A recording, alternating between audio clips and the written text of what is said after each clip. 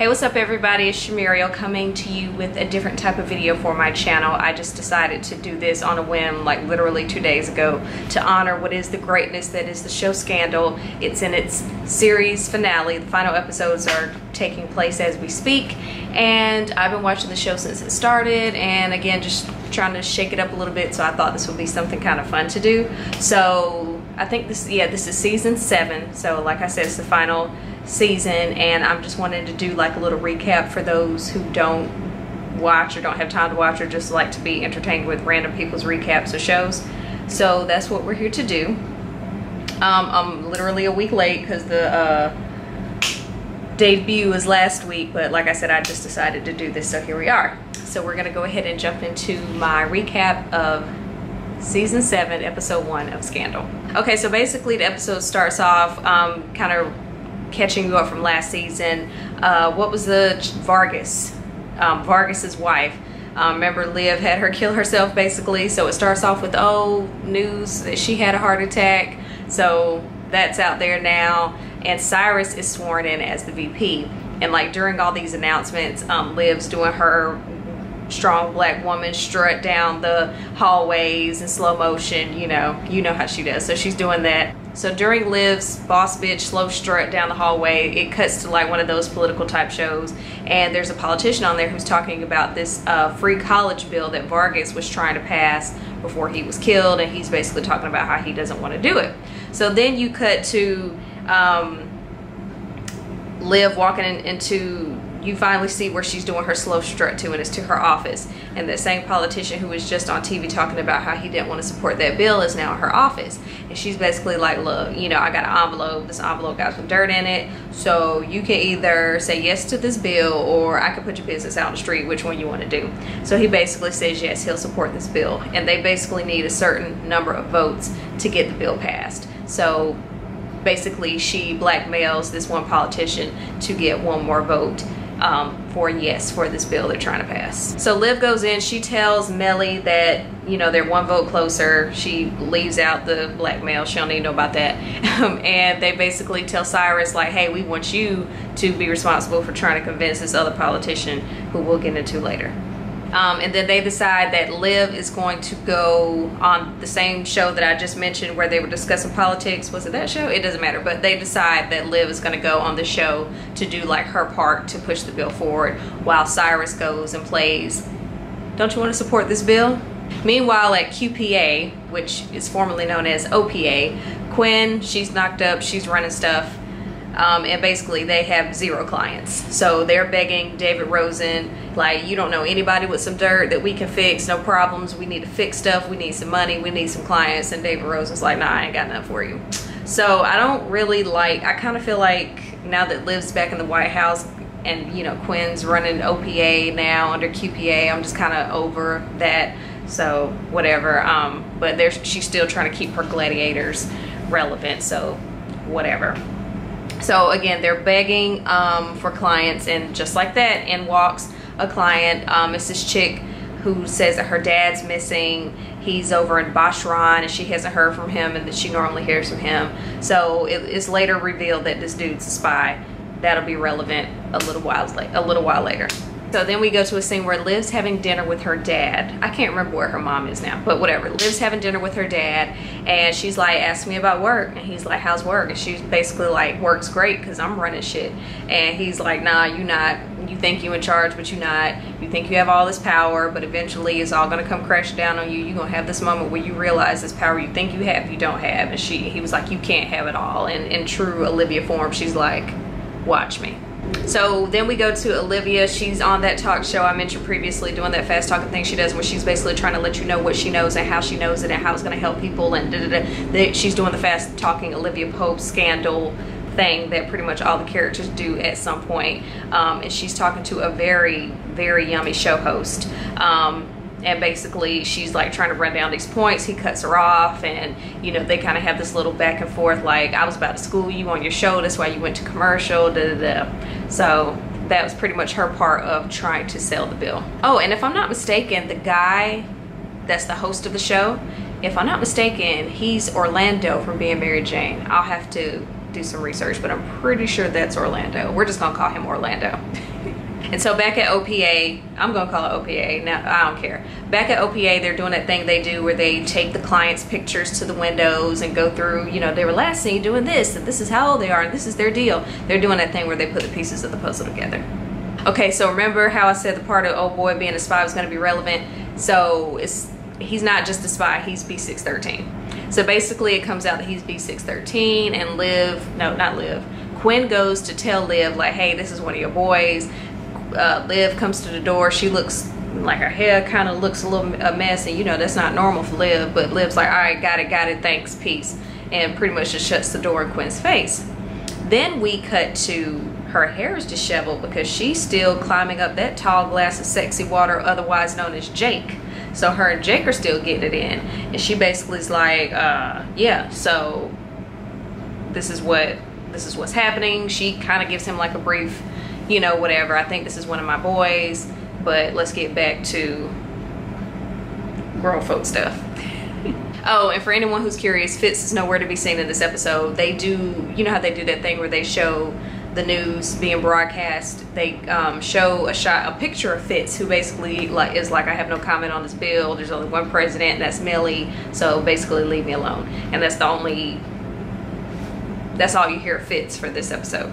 So Liv tells Jake about the B613 spy who's missing, and he's basically like, look, this isn't just, you know, your run-of-the-mill B613 dude. He knows a lot of stuff, so if the bad guys have him, this is a big deal, and basically you need to kill him because he's not going to survive being tortured.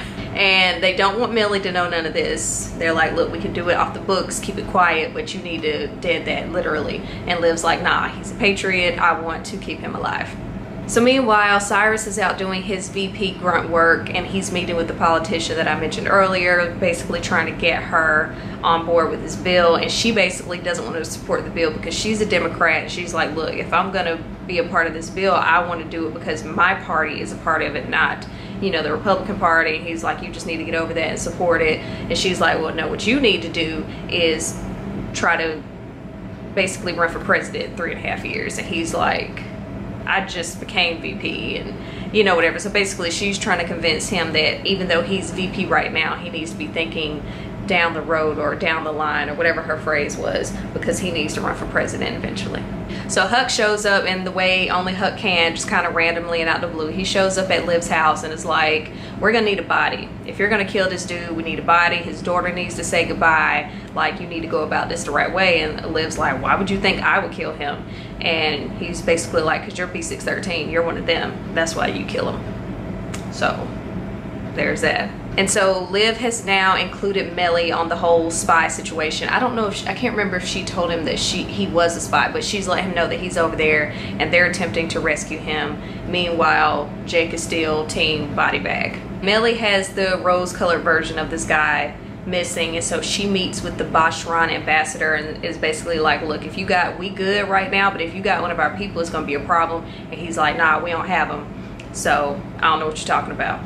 Liv shows back up to her office to find that the sexy Orlando, which I'm really hoping that's him, that Orlando is basically waiting outside of her office wanting to ask her to dinner, and she basically blows him off because, you know, Liv has to make them chase her. She has to let them know she's in control.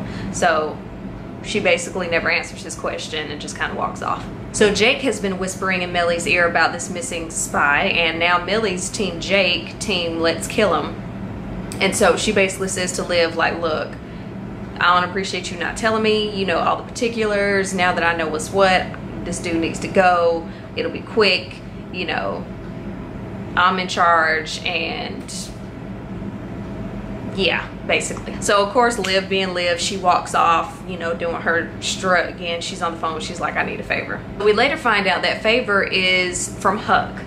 Huck has a sniper rifle aimed at the son of the Bashran ambassador, and she's basically like, look, I know you have this spy dude, I know you have him.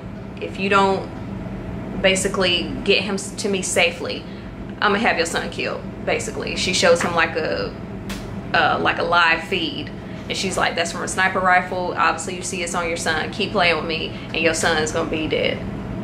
And so he basically, obviously he caves in. He's not going to let them kill his son. So as, you know, Millie and her people are doing the little, you know, I don't know military terms, but they're basically trying to go rescue, aka kill, the spy dude, and they get to where they know him to be and he's not there. He has been taken to the US Embassy and he's safe and sound. At this point, they know Liv has something to do with the guy getting out of there safely, so Jake goes to Liv and he's like, I'm sorry, I forgot that you are who you are, my bad.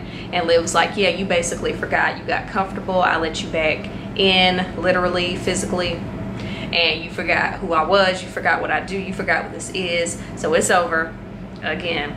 And she's like, go back home to your wife. She is so mean to that man. She has been so mean to him, and maybe he likes it, because I'm like, unless it's that good, I don't understand why he keeps coming back. Because the way she emasculates him, I'd have been like, I'd have left her alone a long time ago. And I forgot that he was still married, but apparently he's still married and don't care because he's still with Liv. So there's that. But yeah, so she basically breaks up with him again. Then once she puts Jake in his place, Olivia goes to Melly and she's like, look, I know you think you're running stuff, but I'm the boss. You need to believe in me. It's just the two of us, because these men out here, they're trying to take this away from us, and they're upset that women are running stuff, so you need to believe in me. Is she Jesus? But you need to believe in me. You can either be an asterisk or a monument. Which one do you want to be? Because if you're going to be rocking with me, you're going to be a monument. But if you're going to keep letting these men get in between us and feed you lies and let you think that I'm anything other than what I am, you're going to be an asterisk. So of course, Melly being Melly, she's like, I want to be an, what did she say? Oh, she was like, I want to be a monument. And it is so convenient. They play It Takes Two like in the background during Liv's whole I'm so great, I'm Olivia Pope speech.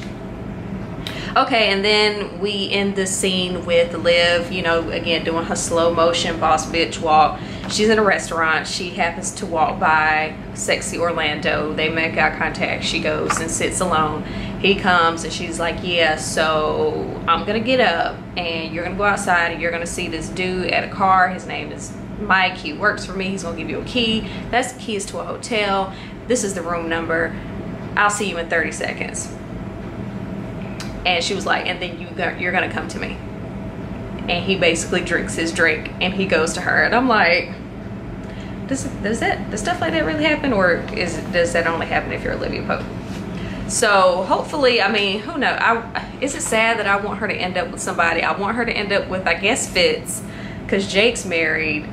Who else was she? What was that Edison guy? He's nowhere to be found. There was a sexy black guy from a couple seasons ago, but I think Jake killed him. And now we have Orlando. So it's like, I want Liv to be with somebody. I don't want her to be this successful black woman who ends up alone, because that's just depressing. But knowing how she is and how the show has been, who knows? So that's my recap of season 1. Season 2 is tonight. I will do better to get the videos up sooner rather than later. So I hope you enjoyed it. Let me know what your thoughts are on the season, how you're feeling about Scandal ending. Being Mary Jane's ending too, but that's a totally different situation.